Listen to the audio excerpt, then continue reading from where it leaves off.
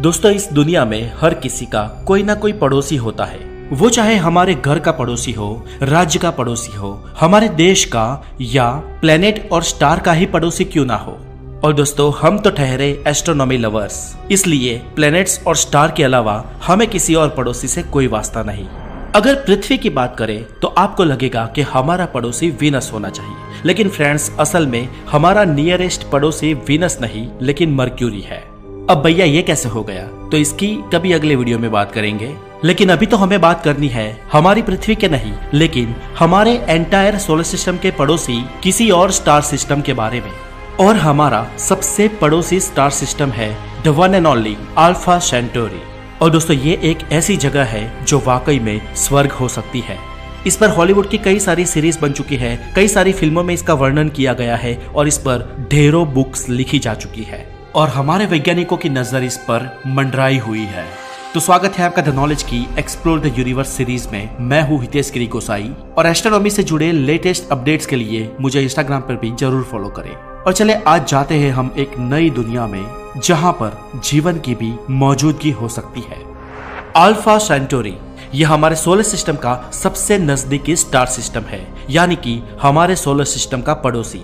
और दोस्तों, मजे की बात यह है कि यहाँ पर ट्रिपल स्टार सिस्टम है, यानी कि इस सिस्टम में एक नहीं पर तीन स्टार है और ये हमसे औसतन 4.37 लाइट ईयर दूर है। जिसमें पहला तारा है अल्फा सेंटोरी ए, जिसका ऑफिशियल नाम है रेजिल केंटोरस। और इस तारे का मास हमारे सूरज से 1.1 गुना ज्यादा है और लुमिनियोसिटी यानी कि चमक में ये सूरज से 1.5 गुना ज्यादा है। लेकिन फ्रेंड्स, आकार में ये सूरज से 25 गुना बड़ा है और ये येलो स्टार है, यानी कि सूरज की तरह जी कैटेगरी का तारा है। और इसकी सरफेस का टेम्परेचर सूरज के करीब करीब यानी कि 5790 डिग्री सेल्सियस तक रहता है। दूसरा तारा है अल्फा सेंटोरी बी और जिसका ऑफिशियल नाम है टोलेमेन। अब दोस्तों, ये अल्फा सेंटोरी बी अपने कंपेनियन स्टार अल्फा सेंटोरी ए से थोड़ा सा छोटा है। इसका सोलर मास 0.90 है और इसका डायमीटर सूरज से 14% कम है और सूरज के मुकाबले इसकी ल्यूमिनिसिटी 0.44 है और इसका टेम्परेचर करीब 5260 डिग्री सेल्सियस तक रहता है। पर दोस्तों, ये जी नहीं पर K2 टाइप का स्टार है, यानी कि एक ऑरेंज स्टार है। और तीसरा तारा है अल्फा सेंटोरी सी, जिसे ऑफिशियली प्रोक्सिमा सेंटोरी कहा जाता है। दोस्तों, ये तारा हमारे सूरज से 7 गुना छोटा है और ये एक रेड डॉर्फ है और ये आकार में हमारे प्लेनेट जुपिटर से करीब 1.5 गुना बड़ा है। और फ्रेंड्स, ये प्रोक्सिमा सेंटोरी अल्फा सेंटोरी ए और बी के मुकाबले पृथ्वी से सबसे नजदीकी तारा है। फिर भी इसे आप नग्न आंखों से नहीं देख सकते, पर अल्फा सेंटोरी ए और बी को देख सकते हो। अब ऐसा क्यों? तो क्योंकि उन दोनों की ब्राइटनेस ज्यादा है। दोस्तों, इस स्टार सिस्टम के इन तीनों तारों में अल्फा सेंटोरी ए और अल्फा सेंटोरी बी के बीच बहुत गहरी दोस्ती है और ये दोस्ती इतनी गहरी है कि ये दोनों आपस में मिलकर binary star system Alpha Centauri A B का निर्माण करते हैं। और ये बाइनरी स्टार्स वो होते हैं जो कॉमन बेरी सेंटर के अराउंड ऑर्बिट करते हैं। दोस्तों, इन दोनों स्टार को यानी कि अल्फा सेंटोरी ए बी को आप रात में साफ आसमान में नग्न आंखों से भी देख सकते हैं और पृथ्वी से देखने पर ये दोनों तारे एक ही जगह पर एक दूसरे के आगे पीछे नजर आते हैं। लेकिन दोस्तों, जब आप अपनी आंखों पर दूरबीन का पर्दा डालेंगे तब आप इन दोनों तारों को एक दूसरे से थोड़ा डिस्टेंस में भी देख सकते हैं। इस बाइनरी स्टार्स का अपीयर मैग्नीट्यूड -027 है और ये तारे अंतरिक्ष में साउथर्न कॉन्स्टेलेशन सेंटोरियस के सबसे चमकदार तारे हैं और हमें रात में नजर आने वाले ये 3rd लार्जेस्ट ब्राइटेस्ट स्टार्स है। दोस्तों, इस अल्फा सेंटोरी को हमने कुछ 1-2 साल पहले या 15-20 साल पहले नहीं ढूंढा है। इसका जिक्र तो आज से करीब 1800-1900 साल पहले यानी कि दूसरी सेंचुरी में मिलता है। इसका सबसे पहली बार जिक्र टोलेमी नाम के एक जाने माने एस्ट्रोनॉमर ने अपने स्टार कैटलॉग ऑफ टोलेमी में किया था। वैसे तो इंसान की नजर हमारी इस पड़ोसी स्टार सिस्टम पर सदियों से थी, लेकिन करीब 1500 सालों तक इसे सिर्फ एक सिंगल स्टार माना गया और स्टार के बाइनरी नेचर का पता दिसंबर 1689 में जैन रिचर्ड ने लगाया।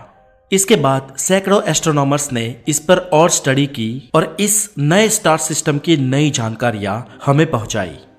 इस स्टार सिस्टम के 2 तारे अल्फा सेंटोरी ए और अल्फा सेंटोरी बी का ऑर्बिटल टाइम पीरियड 79.91 ईयर है और ऑर्बिट करते हुए इन दोनों स्टार्स का क्लोजेस्ट अप्रोच 11 एस्ट्रोनॉमिकल यूनिट्स है, यानी कि 1.68 बिलियन किलोमीटर, जो सन और सैटर्न की दूरी के बराबर है। और ये दो तारे जब सबसे दूर चले जाते हैं तब इनके बीच की दूरी सूरज और प्लूटो के बराबर होती है। इस स्टार सिस्टम की पृथ्वी से दूरी करीब 4.37 लाइट ईयर है, यानी करीब 41.5 ट्रिलियन किलोमीटर, जो कि हमारी पृथ्वी और सूरज के बीच की दूरी का करीब 3 लाख गुना ज्यादा है।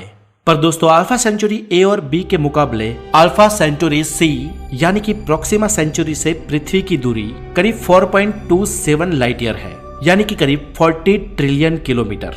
और पृथ्वी से नजदीकियां बनाने के चक्कर में प्रॉक्सिमा सेंचुरी ने अपने परिवार के दोनों सदस्य अल्फा सेंचुरी ए और बी से दूरी बना रखी है, जो 1300 एस्ट्रोनॉमिकल यूनिट्स यानी कि करीब 0.2 लाइट ईयर है।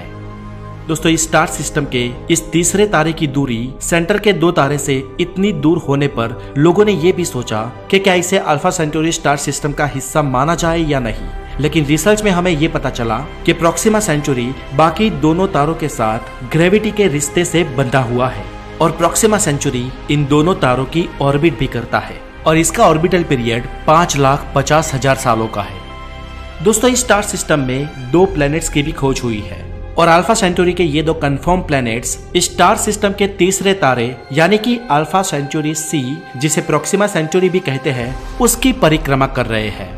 प्रॉक्सिमा सेंटोरी के इस पहले प्लेनेट की खोज साल 2016 में हुई थी और ये एक टेरेस्ट्रियन प्लेनेट है, यानी कि हमारी पृथ्वी की तरह ठोस सतह वाला प्लेनेट है, जिसका नाम प्रॉक्सिमा सेंटोरी बी रखा गया है।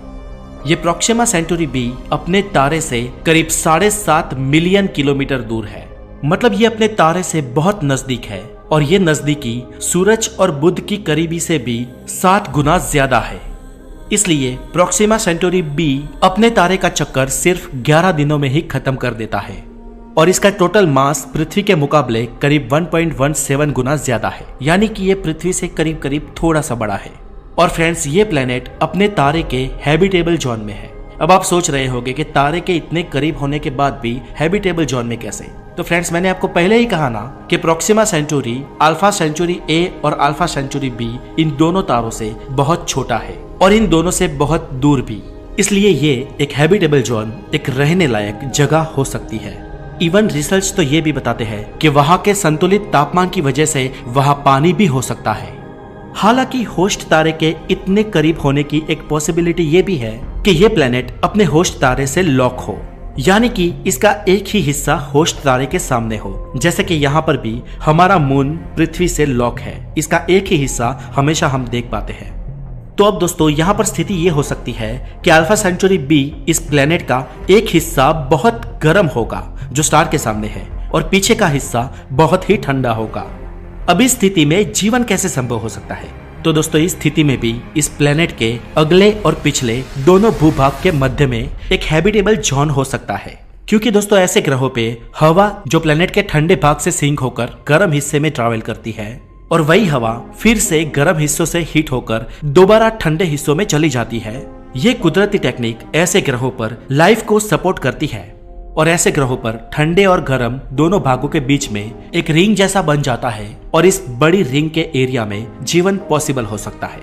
दोस्तों ऐसी जगह पर अगर वनस्पति या पौधे होंगे तो वो काले रंग के होंगे, क्योंकि हैबिटेबल जोन में लिमिटेड लाइट होगी और लिमिटेड लाइट को एब्जॉर्ब करने के लिए काला रंग ही सबसे बेस्ट होता है और ऐसे ग्रहों पर लाइफ कुछ इस प्रकार दिखेगी। प्रॉक्सिमा सेंचुरी को चक्कर लगाने वाला दूसरा प्लेनेट एक गैस डॉर्फ है, यानी कि इसे आप मिनी नेपच्यून समझ लो। इस प्लेनेट के बारे में सबसे पहले 2019 में रिपोर्टिंग की गई थी और इसे 2020 में कंफर्म किया गया। दोस्तों इस प्लेनेट का मास पृथ्वी के मास से 7 गुना ज्यादा है और ये अपने होस्ट स्टार प्रॉक्सिमा सेंचुरी से 1.5 एस्ट्रोनॉमिकल यूनिट दूर है और ये अपने तारे का एक चक्कर पूरा करने में 5 साल लगा देता है। और दोस्तों एक डॉर्फ होस्ट स्टार से इतने दूर होने की वजह से यहाँ पर जीवन की संभावना होना बहुत मुश्किल है। अब दोस्तों चले बात करते हैं अल्फा सेंटोरी तक पहुंचने की। तो दोस्तों फिलहाल तो ये मुमकिन नहीं है, लेकिन विज्ञान की दुनिया में भविष्य में कुछ भी नामुमकिन है ये कहना ही मूर्खता होगी।